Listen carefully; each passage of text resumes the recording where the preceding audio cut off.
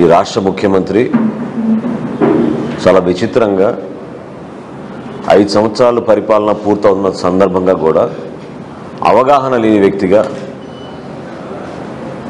పరిపాలన పైన ఏమాత్రం కూడా లోతుగా అధ్యయనం చేయని వ్యక్తిగా ఆయన ఉపన్యాసాల్లో చాలా స్పష్టంగా వెల్లడవుతోంది. విచిత్రం ఏంటంటే పెన్షన్ల విషయంలో కావాలని ఒక రాద్ధాంతం చేస్తూ ఎన్నికల కోడ్ వచ్చిన తర్వాత ఎప్పుడైతే వాలంటరీ వ్యవస్థని ఎన్నికల డ్యూటీలో పెట్టకూడదని ఎలక్షన్ కమిషన్ ఇచ్చిన నిబంధనని అది వస్తుందని కూడా వీళ్ళకి ఎప్పుడో తెలుసు.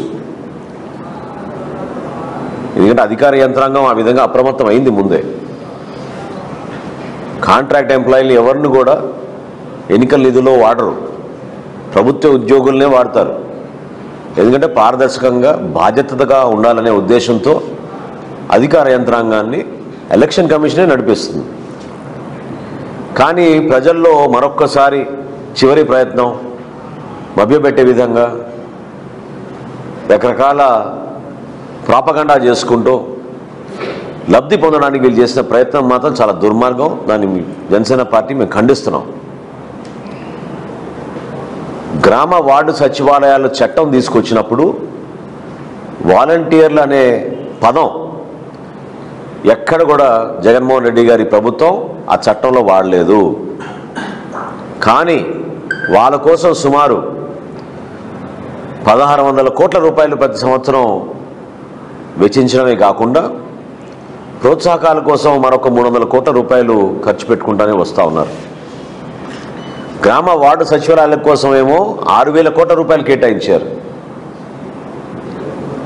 అధికారులు వాళ్ళకున్న అనుభవం, వాళ్ళు కష్టపడి పనిచేసే మనస్తత్వం వీళ్ళందరినీ పక్కన పెట్టి ఈ వ్యవస్థ ద్వారా ప్రజల్లో భయభ్రాంతులు చేసి పెన్షన్లు వీళ్ళు పుట్టిన తర్వాతే పెన్షన్లు వచ్చినట్టు, వీళ్ళు ప్రభుత్వంలో వచ్చిన తర్వాతే పెన్షన్లు వచ్చినట్టు, వీళ్ళ ద్వారానే పెన్షన్లు పంపిణీ జరుగుతున్నట్టు వీళ్ళు చేసిన ఒక దుర్మార్గమైన ప్రచారం దయచేసి ప్రజలందరూ కూడా గమనించాలి.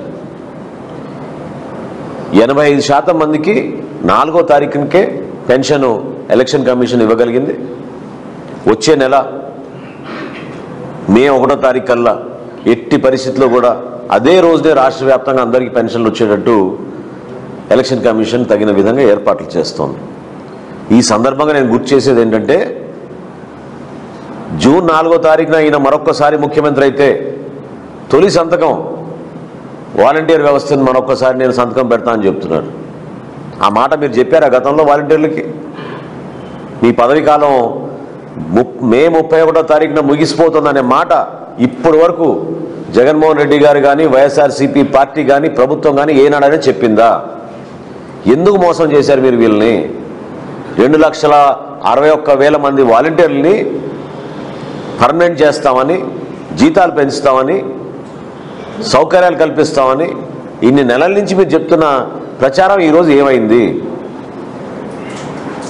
ఎందుకు ముఖ్యమంత్రి సడన్గా జూన్ 4వ తారీఖున నేను ప్రమాణ స్వీకారం చేయగానే మొట్టమొదటి సంతకం చేస్తాను ఎందుకు అంటున్నాడు ఈ రోజున?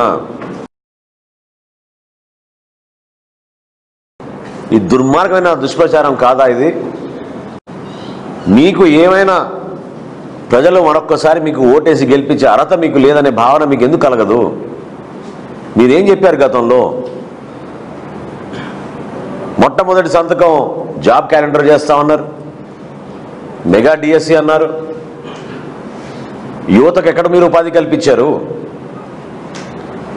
చివరికి డిగ్రీలు పోస్ట్ గ్రాడ్యుయేషన్ చదువుకున్న వ్యక్తులు పాపం కష్టపడి వాళ్ళ గ్రామాల్లో కుటుంబాల్లో పోషించుకోవడానికి కోసం వాళ్ళు వాలంటీర్లుగా మారారు ఈ రోజున 5,000 రూపాయల కోసం.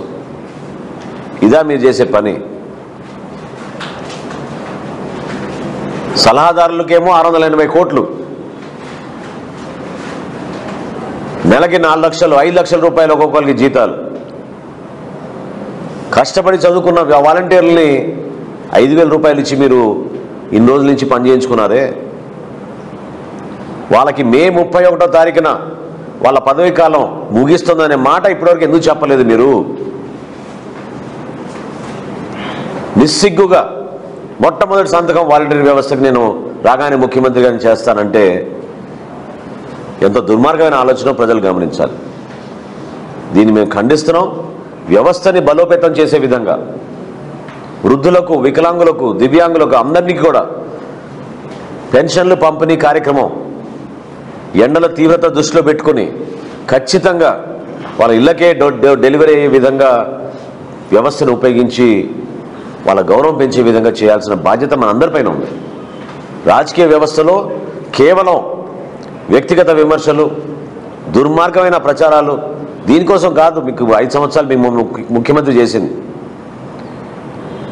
వ్యవస్థను నిలబెట్టి మరింత బలోపేతం చేయడం కోసం మీకు అవకాశం కల్పిస్తే మీరేమో నీరుగార్చేసి ఆ వ్యవస్థల్ని మీ రాజకీయ ప్రయోజనం కోసం మీరు ఉపయోగించుకున్నారు తప్ప ప్రజల కోసం కాదు అనేది చాలా స్పష్టంగా జనసేన పార్టీ నుంచి మేము రాష్ట్ర ప్రజలకు ఈ రోజున వివరిస్తున్నాం. దయచేసి అర్థం చేసుకోండి. రాబోయే రోజుల్లో తప్పకుండా మా ఉమ్మడి ప్రభుత్వం ఈ వాలంటీర్ వ్యవస్థని గౌరవిస్తుంది. వాళ్ళకి ఇవ్వాల్సిన అవకాశాలు, వాళ్ళ ద్వారా చేయాల్సిన కార్యక్రమాలు అనేకం ఉన్నాయి. కానీ వీళ్ళు మాత్రం స్వార్థ రాజకీయాల కోసం ఉపయోగించుకుంటున్నారు మిమ్మల్ని అనే విషయం దయచేసి మీరు ఎవరు కూడా మర్చిపోబాకండి.